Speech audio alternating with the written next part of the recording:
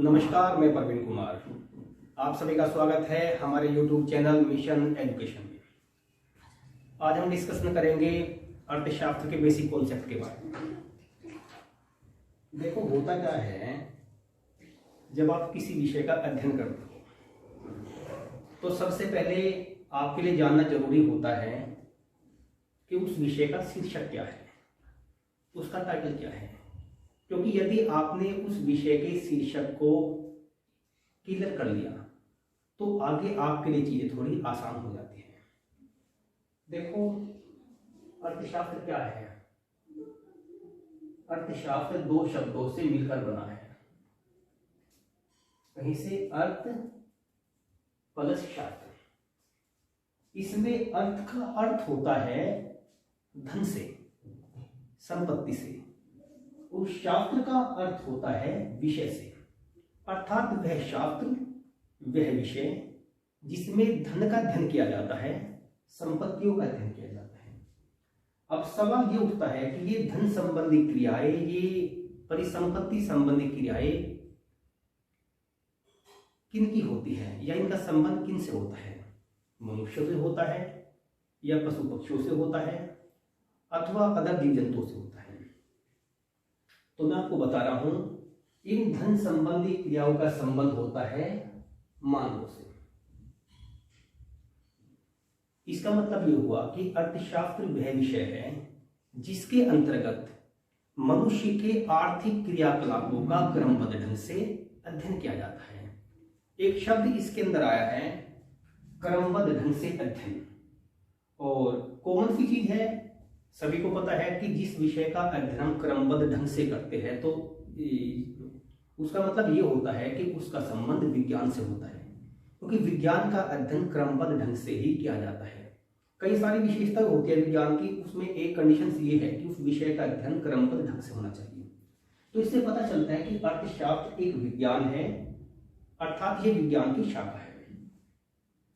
तो अर्थशास्त्र विज्ञान की वह शाखा है जिसके अंतर्गत मनुष्य के आर्थिक क्रियाकलापों का अथवा आर्थिक क्रियाओं का क्रमबद्ध ढंग से अध्ययन किया जाता है। क्लियर हो गया? अब नेक्स्ट पॉइंट क्या आता है? अर्थशास्त्र का जनक। देखो, अर्थशास्त्र का जनक माना जाता है प्रोफेसर एडम स्मिथ को। किसे माना जाता है? प्रोफेसर एडम स्मिथ को। अब सवाल ये उठता है कि प्रोफेसर एडम स्मिथ को ही अर्थशास्त्र का जनक क्यों माना जाता है? और क्या प्रोफेसर एडम स्मिथ से पहले अर्थशास्त्र नहीं था? तो मैं बता रहा हूं आपको कि अर्थशास्त्र तो आदिकाल से है, क्योंकि जब तक उपभोग संबंधी क्रियाएं चलती रहेगी अर्थशास्त्र कभी खत्म नहीं हो सकता। और उपभोग संबंधी क्रियाएं आदिकाल से है, आज भी है और आगे भी रहेगी।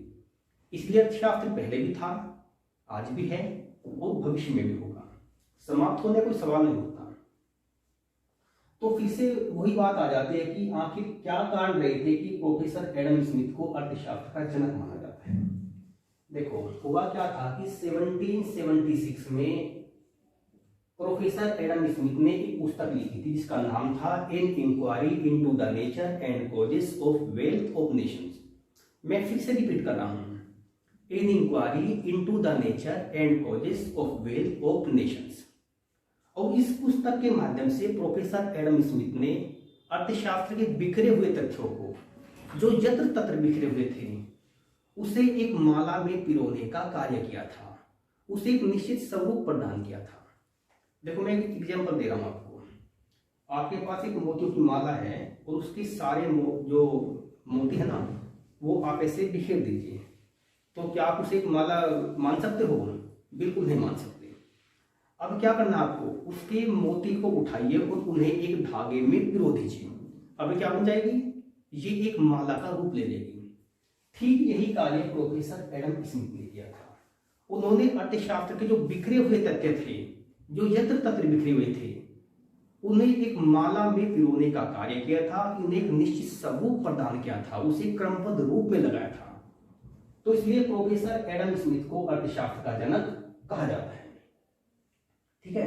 और ये कार्य इन्होंने किया था अपनी पुस्तक an inquiry into the nature and causes of wealth of nations के माध्यम से, जिसका प्रकाशन 1776 में हुआ था। अब बात को थोड़ा आगे बढ़ाते हैं। नेक्स्ट पॉइंट क्या है हमारा? परिभाषा।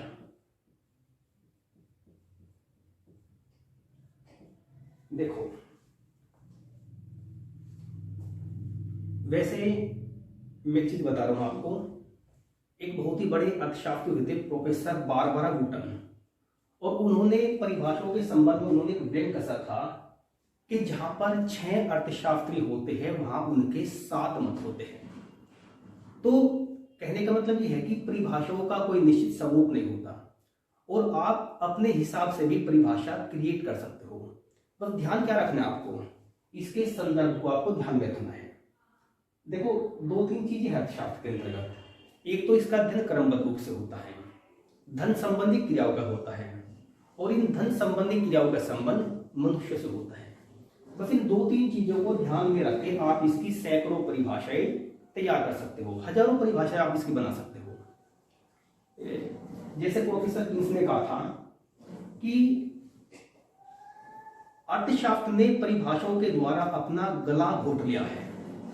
तो इसका मतलब यह है कि परिभाषा का कोई निश्चित स्वरूप नहीं होता, इसकी सैकड़ों परिभाषा हो सकती है, इसकी हजारों परिभाषा हो सकती है। लेकिन सामान्य रूप से क्या माना जाता है कि अर्थशास्त्र की परिभाषाओं को 5 भागों में विभाजित किया जाता है। सबसे पहले इसमें क्या आता है? इसकी धन संबंधी परिभाषा। कौन सी है ये? धन संबंधी परिभाषा। और धन संबंधी परिभाषा के जो प्रमुख प्रतिपादक थे वे थे प्रोफेसर एडम, क्या नाम था इनका? Professor Adam Smith. और प्रोफेसर एडम स्मिथ को सपोर्ट किया था, इन्हें समर्थन दिया था प्रोफेसर J.S. मिल ने, प्रोफेसर J.B. से ने, प्रोफेसर सीनियर ने, प्रोफेसर वाकर ने। और इन्होंने कहा था कि अर्थशास्त्र वह विज्ञान है जिसमें केवल धन संबंधी क्रियाओं का अध्ययन किया जाता है। इस प्रकार से इन्होंने एक ऐसे आर्थिक मनुष्य की कल्पना कर ली जो अपनी सारी क्रियाएं धन को केंद्र में रखकर संपादित करता है। और इन्होंने अर्थशास्त्र का क्षेत्र भी इन्होंने थोड़ा संकुचित कर दिया, क्योंकि जिन क्रियाओं का संबंध धन से नहीं होता वे अर्थशास्त्र के दायरे से बाहर हो गई। कहने का मतलब यह है कि प्रोफेसर एडम स्मिथ ने धन को सर्वोच्च प्राथमिकता दी और मानव कल्याण को इन्होंने गौण स्थान दिया। अब बात को थोड़ा आगे बढ़ाते हैं। इसकी दूसरी परिभाषा होती है कल्याण संबंधी परिभाषा। कौन सी होती है? कल्याण संबंधी परिभाषा। और कल्याण संबंधी परिभाषा का प्रतिपादन किया था प्रोफेसर एल्फ्रेड मार्शल ने। किसने किया था? प्रोफेसर एल्फ्रेड मार्शल ने। प्रोफेसर मार्शल ने कहा था कि निश्चित रूप से अर्थशास्त्र धन का अध्ययन करता है, लेकिन इससे भी ज्यादा महत्वपूर्ण वह मानव कल्याण का अध्ययन करता है। अर्थात अर्थशास्त्र जहां एक और धन का विज्ञान है, वही दूसरी ओर इससे भी कहीं ज्यादा महत्वपूर्ण मानव कल्याण का अध्ययन करता है। अर्थात अर्थशास्त्र इस बात का अध्ययन करता है कि मनुष्य किस प्रकार से धन को अर्जित करता है और किस प्रकार से उसे खर्च करता है। ठीक है, अब हम इसकी तीसरी परिभाषा पर आते हैं। अब इसकी आती है चुनाव संबंधी परिभाषा। चुनाव संबंधी परिभाषा को दुर्लभता संबंधी परिभाषा भी कहते हैं। इसका प्रतिपादन किया था प्रोफेसर रॉबिन्स ने। इसने किया था? प्रोफेसर रॉबिन्स ने। प्रोफेसर रॉबिन्स ने कहा था कि मनुष्य के पास साधन सीमित मात्रा में होते हैं और उसकी आवश्यकताएं असीमित होती है, अर्थात अनंत होती हैं। और जैसे ही मनुष्य की एक आवश्यकता की पूर्ति होती है, दूसरी आवश्यकता जन्म ले लेती है। इसलिए मनुष्य एक समय में केवल अपनी एक ही आवश्यकता की पूर्ति कर सकता है।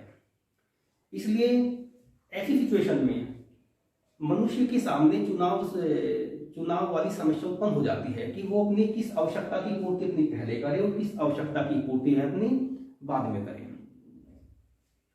तो इसलिए उन्होंने कहा था कि अर्थशास्त्र वह विज्ञान है जो सीमित साधनों तथा असीमित आवश्यकताओं के मध्य मनुष्य की चुनाव संबंधी क्रियाओं का अध्ययन करता है। अर्थात मनुष्यों की उन क्रियाओं का अध्ययन करता है जिनके संबंध में मनुष्यों को चुनाव करना पड़ता है, और चाहे इनका संबंध धन से हो अथवा ना हो। आगे बात समझ में? मैं एक एग्जांपल दे रहा हूं आपको। आपके पास कुछ धन है और आपकी दो आवश्यकताएं हैं। या तो उस धन का यूटिलाइजेशन आप कपड़े खरीदने में कर सकते हो अथवा आप जूते पहनने में कर सकते हो। तो आपके सामने चुनावी समस्या उत्पन्न हो गई कि आप अपने धन को किस मद पर पहले खर्च करेंगे।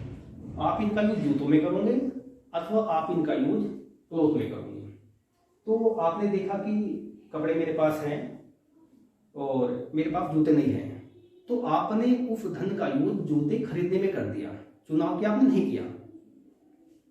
तो इसलिए प्रोफेसर रॉबिन्स ने कहा था कि अर्थशास्त्र वह विज्ञान है जो सीमित तथा वैकल्पिक प्रयोग वाले साधनों तथा असीमित आवश्यकताओं के मध्य मानव व्यवहार का अध्ययन करता है।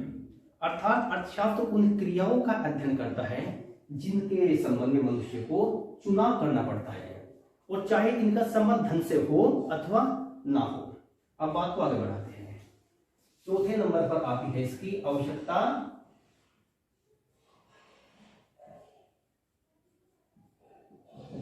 विहीनता संबंधी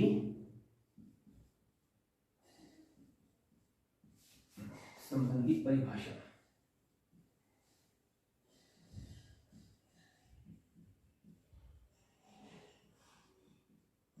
और इसका प्रतिपादन किया था प्रोफेसर J.K. मेहता ने। किसने किया था? Professor J.K. मेहता ने।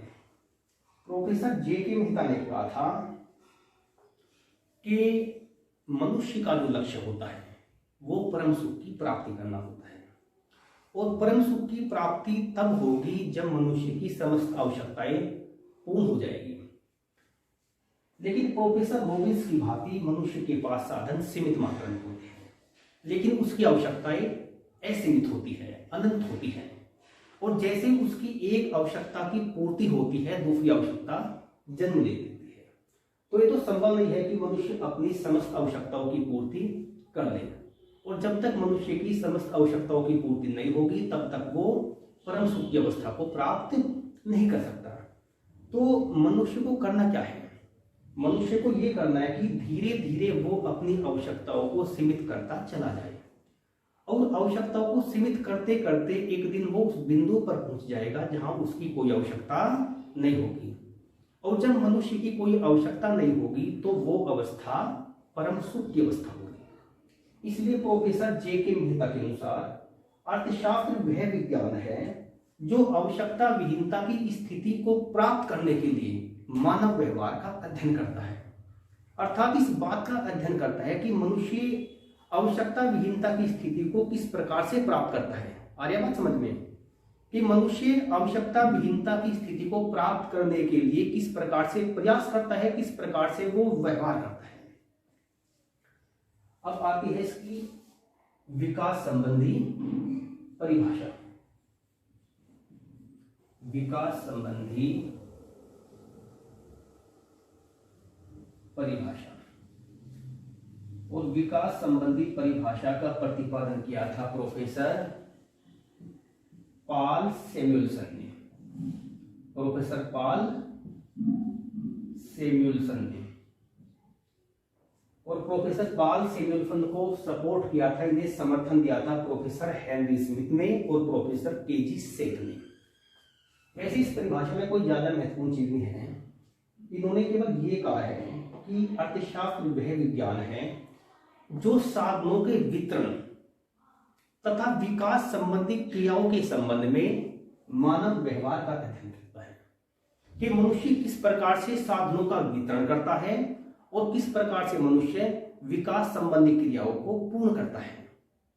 और इसके बीच में मनुष्य कैसा व्यवहार करता है, कैसा उसका आचरण होता है, बस इन्हीं बातों का अध्ययन अर्थशास्त्र में होता है। अर्थात अर्थशास्त्र वह विज्ञान है जो साधनों के वितरण तथा विकास संबंधी क्रियाओं के संबंध में मानव व्यवहार का अध्ययन करता है। तो इस प्रकार से हमारी ये पांचों परिभाषा पूर्ण होती है। आपको हमारा वीडियो कैसा लगा? अगर आपको वीडियो अच्छा लगा है तो प्लीज लाइक कर दीजिएगा और हाँ, सब्सक्राइब करना बिल्कुल मत भूलिएगा। और कमेंट बॉक्स में कमेंट करके ये बताइएगा कि इसके अंदर क्या खामियां हैं। मैं आपके सजेशंस को, आपके एडवाइस को बहुत ही पॉजिटिव लूँगा और आपके सजेशंस के आधार पर, आपकी एडवाइस के आधार पर हम इस चैनल को और बेहतर बनाएंगे। तो प्लीज़ कमेंट बॉक्स में कमेंट जरूर करिए। धन्यवाद।